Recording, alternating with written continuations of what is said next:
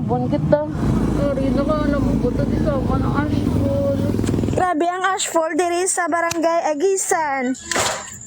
Oh na. Damo na ashfall.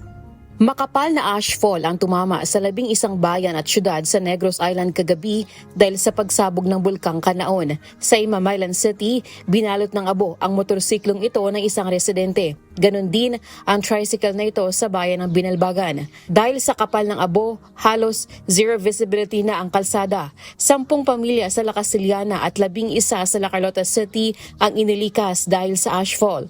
Pagsapit ng umaga, kita sa mga drone shots ang makapal na abo na bumalot sa mga gusali at kalsada. Sa bayan ng La Casillana, nagkulay gray na ang lugar dahil sa kapal ng bumagsak na abo.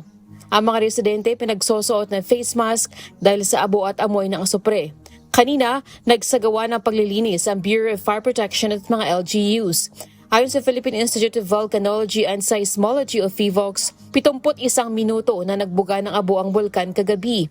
Hindi naman isinasantabi ng PHIVOLCS ang posibilidad ng pagkakaroon ng malakas na pagsabog ng bulkang Kanaon sa Negros Island.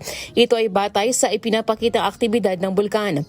Ayon kay PHIVOLCS Director Teresito Bacolcol, asahan na ng mga residente ang patuloy na pagbuga ng abo at pagsabog ng bulkan.